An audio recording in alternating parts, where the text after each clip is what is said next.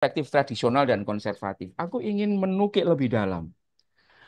Kenapa agama Yahudi, agama Kristen, Katolik, dan Islam selalu dikesankan melakukan resistensi terhadap minoritas seksual dan gender? Kenapa?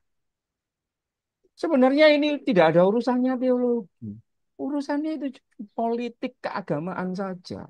Begini teman-teman, mau Yahudi, mau Kristen, mau Islam, tiga-tiganya ini kan agama misi.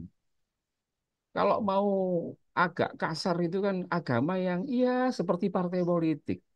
Partai politik itu kan sangat bertumpu pada banyaknya pengikut. Partai politik dianggap pemenang kalau ia berhasil meraup lebih banyak atau paling banyak suara. Nah, cara pandang partai politik ini digunakan kompetisi oleh tiga agama ini, Yahudi, Kristen, dan Islam. Mereka berlomba-lomba menjadi pemenang dengan cara apa? Dengan cara mencitrakan dirinya itu banyak pengikut. Ya, itu. Lah, pertanyaannya adalah bagaimana caranya supaya banyak pengikut? Kan begitu caranya. Caranya ada dua, ya. Caranya ada dua. Pertama, Amin dan Yiyin serta yang lain. Pertama, itu dengan melakukan konversi. Jadi ada misalkan kalau orang Kristen, ada orang yang dianggap belum beragama atau agama lokal di wilayah Mentawai, lalu dikirimlah jika LPK mengirim rombongan misionarisasi dan lain sebagainya. Mereka dikristenkan. Atau orang Islam ya datang ke Papua melakukan misi Islamisasi. Itu upaya untuk menambah jumlah pengikut. Itu strategi pertama. Strategi yang kedua, itu ini yang ada kaitannya dengan seksualitas. Making female and male as reproductive tool.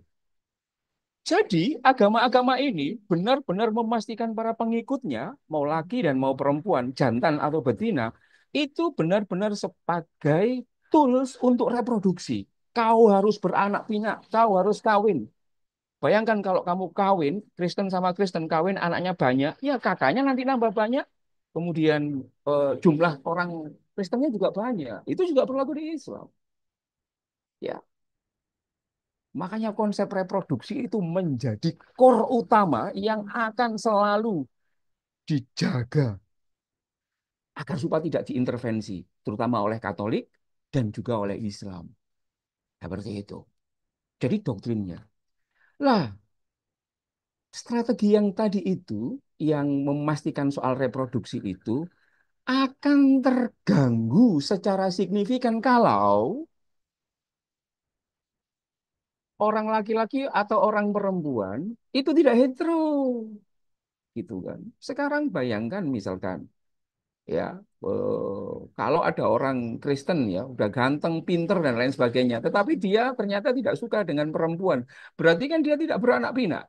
Kalau berarti tidak beranak pinak, kan berarti rugi agama ini dalam perspektif politik tadi itu sendiri. Maka dalam kerangka supaya mesin reproduksi anak pinak ini dalam kerangka untuk menambah jumlah follower di tiap-tiap agama itu terus berjalan, orang-orang yang tidak taat pada doktrin reproduksi itu harus disingkirkan. Kalau perlu dilabeli dengan pendosa, bahkan kalau perlu dilabeli sebagai yang terkutuk maupun dilabeli sebagai yang sakit.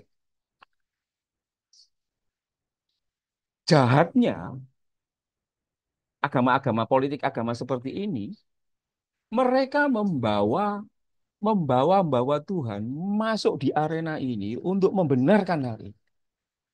Clear ya?